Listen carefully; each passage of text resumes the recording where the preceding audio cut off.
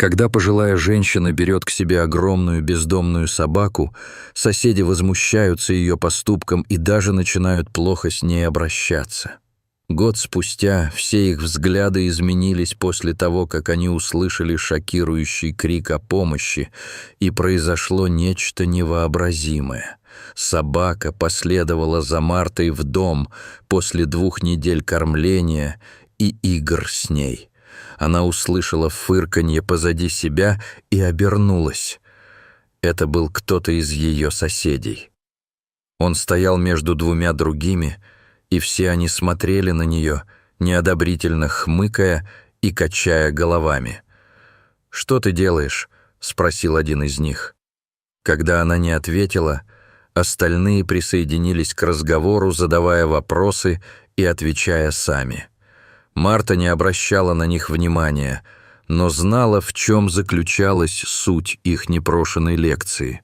Они считали, что она поступает глупо, беря к себе такую огромную собаку. За те 2 недели, что она провела с этой бездомной собакой возле своего дома, она много чего услышала. Любой, кто проходил мимо, смотрел на них в шоке и неодобрительно качал головой, когда они уходили. Иногда они даже заходили так далеко, что отпускали ехидные замечания, которые, очевидно, предназначались для того, чтобы их услышали. Они верили, что такая большая собака — это огромное обязательство для такой хрупкой и старой женщины, как она, и что ее прошлое бездомной собаки неизбежно означало, что у нее были проблемы с поведением, которые плохо отразились бы на обществе или даже подвергли бы их всех опасности. Но Марте было виднее. Она знала, что в теле огромного пса нет ни капли зла. В тот день, когда она решила заняться этим, она даже не планировала этого. Она стояла на крыльце своего дома, просто наблюдая за проходящими мимо людьми и слушая шум ветра в кронах деревьев. Ей нравилось делать это по вечерам, так как она всегда была слишком уставшей, чтобы гулять, как в юности. Она наблюдала, как собака роется головой в мусорном ведре, пытаясь наскрести то, что, скорее всего, было ее первой едой за день. Она вдруг вспомнила, как упала на дороге, а собака появилась из ниоткуда и встала над ней. Сначала она испугалась, но в конце концов поняла, что пес всего лишь пытался ей помочь. Пес подталкивал ее своей огромной мордой и даже лизал ее поцарапанное колено, пока боль не превратилась в смех. Эта первая встреча вызвала в ее сердце нежность к собаке, и она иногда оставляла остатки еды там, где она могла их найти.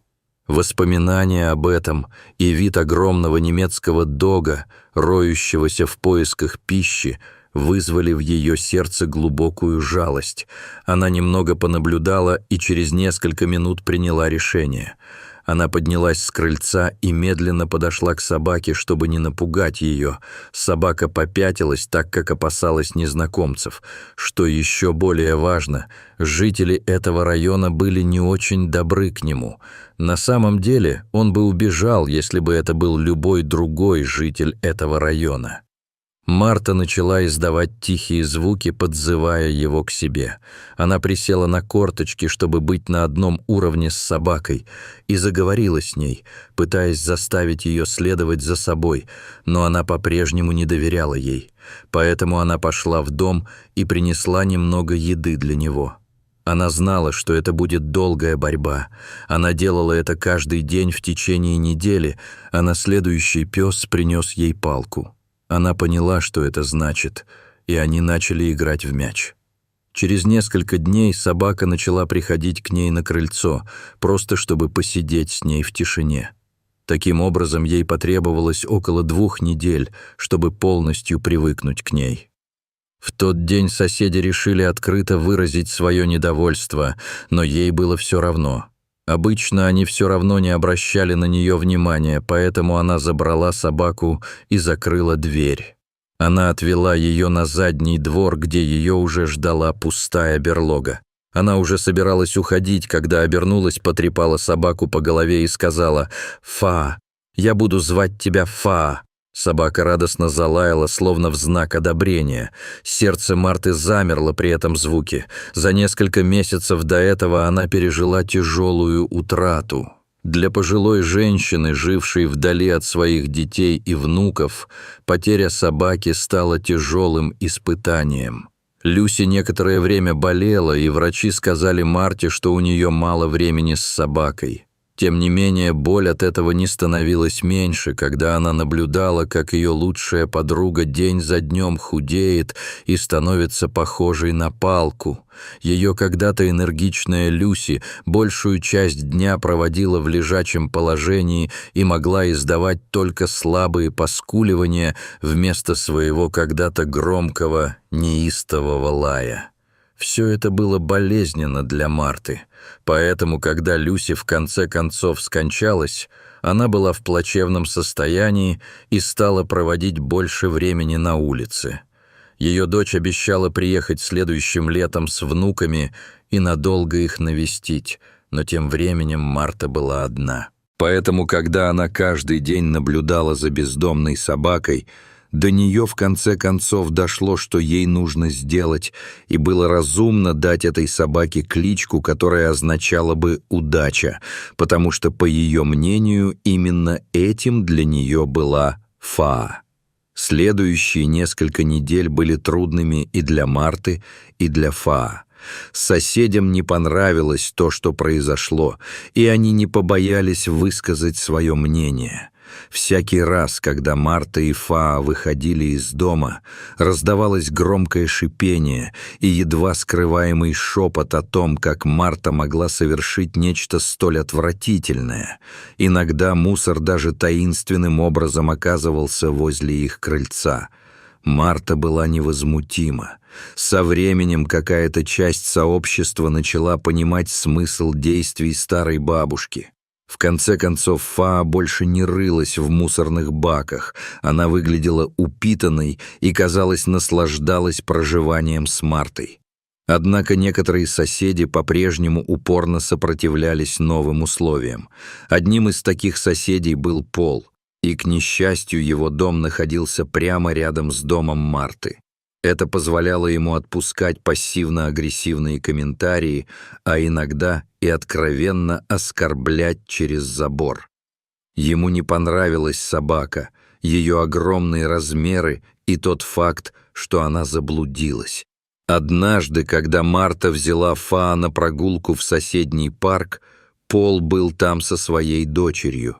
Его дочь пришла поиграть с Фаа и детьми. Они прекрасно проводили время, когда внезапно появился Пол и оттащил свою дочь, крича на нее за то, что она подвергла опасности его маленькую девочку.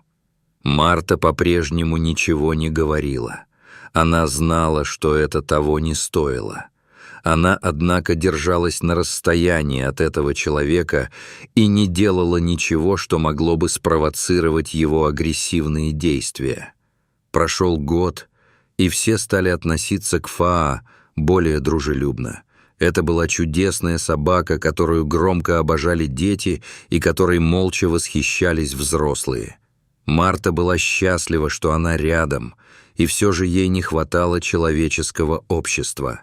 За исключением Пола, соседи были достаточно дружелюбны, но она стремилась к более тесным отношениям.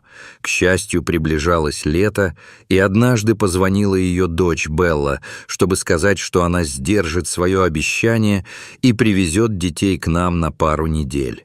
Марта была в восторге и целую неделю готовилась к их приезду. Она подготовила спальню для гостей и сходила в продуктовый магазин, чтобы пополнить запасы в кладовой.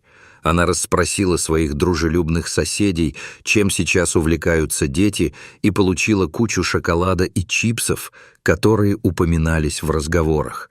Она также готовила разные блюда, от лазаньи до вкуснейшего куриного бульона. Поэтому, когда дети пришли, их восторгу не было предела. Однако все оказалось не совсем так, как она ожидала.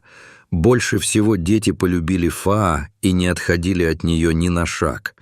Сначала дочь Марты настороженно относилась к этой собаке, но, проведя небольшое исследование о немецких догах и увидев, как сильно ее дети любят Фаа, она прониклась к ней симпатией и избавилась от своих страхов. Через несколько дней после приезда ей срочно позвонили из дома и сообщили, что ее лучшая подруга родила. Она была крестной матерью, и ожидалось, что она сразу же появится в больнице. Когда она спросила свою мать, может ли та немного посидеть с детьми, обе стороны были вне себя от радости при мысли о том, что они смогут провести еще немного времени вместе. Поэтому она собрала свои вещи и отправилась в город одна. Несмотря на то, что она знала, что будет скучать по своим детям, она была рада видеть, что они счастливы и в безопасности там, где они сейчас, со своим новым лучшим другом. У них есть вся еда, которую они могут съесть, и заботливая бабушка. Лило и Лайла, как они любят, чтобы их называли, были близнецами, им было по 10 лет, и они были на пике своего детства. У них были схожие характеры, и то, что они выросли в городе, также повлияло на их буйные характеры. Поскольку их родители были в разводе, они привыкли переезжать с места на место. В результате они быстро подружились. Однако жизнь в городе не давала им много возможностей для отношений с крупными домашними животными, такими как Фаа, поскольку мало у кого из их окружения было время или комната, чтобы содержать собаку. Поэтому им просто нравилось такое положение вещей. Однако вскоре дети начали кое-что замечать — ехидные комментарии Пола. Он проходил мимо них перед домом, когда они играли с Фаа, и что-то бормотал себе под нос. Однажды Лила услышала, как он назвал их тупыми детьми. Он подошел к Марте и спросил ее, почему они, кажется, не нравятся Полу. Марта сказала близнецам, что некоторые люди просто озлоблены, и никто ничего не может с этим поделать. Дочь Пола, однако, была другим случаем. Она любила всех собак, и Фаа была ее любимицей во всем мире. Она не только хотела поиграть с ней, но и увидела, как Лило и Лайла веселятся на улице, и ей ужасно захотелось присоединиться к ним. К счастью для нее, ситуация начала складываться в ее пользу. Ее отец стал приходить домой немного позже, что-то насчет нового контракта, но это ее не касалось. Она просто была рада побыть немного одна. У нее была няня, но она не знала, что ей нельзя играть с Фаа или соседскими детьми. Лила и Лайла, которые умели заводить друзей, без колебаний пригласили девочку в первый же день, когда заметили, что она околачивается поблизости. С тех пор она каждый вечер приходила к Марте домой поиграть со своими внуками и Фаа. Будучи дружелюбной собакой, особенно с детьми, Фаа сразу же привыкла к девочке. И, видя, что Лило и Лайла тоже не возражают против нее, все четверо быстро подружились. Казалось, все знали, что они неразлучны, все, кроме Пола. Так продолжалось почти неделю, пока однажды Пол не приехал раньше, чем предполагалось. Он был потрясен, увидев, что его дочь играет в мяч с внуками Фаа и Марты. Он разозлился и покраснел, как спелый помидор, когда приказал своей дочери идти в дом и погрозил пальцем Лила и Лайла, как будто это было их рук дело. С тех пор его дочь никогда не подходила ни к собаке, ни к детям, но каждый вечер она одиноко наблюдала за ними из-за забора. Лила и Лайла часто махали ей и качали головами, выражая свою жалость к ней. Так продолжалось до тех пор, пока члены общины не решили устроить барбекю. Семьи Пола и Марты, как и многие другие, были приглашены. Все ждали вечера, который, как они знали, мог оказаться напряженным, но ничего не могли с этим поделать. Не пригласить никого из них означало бы развязать войну. В любом случае проблема, похоже, была только у одного человека. Почти все соседи приняли все как есть, тем более, что все дети любили Фаа. Они просто надеялись, что Пол будет держать себя в руках в течение вечера. Мероприятие должно было состояться на пляже, и по мере приближения дня в округе нарастало волнение. Мужчины были у гриля, демонстрируя свое мастерство в приготовлении мяса. Женщины отвечали за напитки и закуски. Детей предупредили, чтобы они не заходили в воду, и все взрослые приглядывали за ними.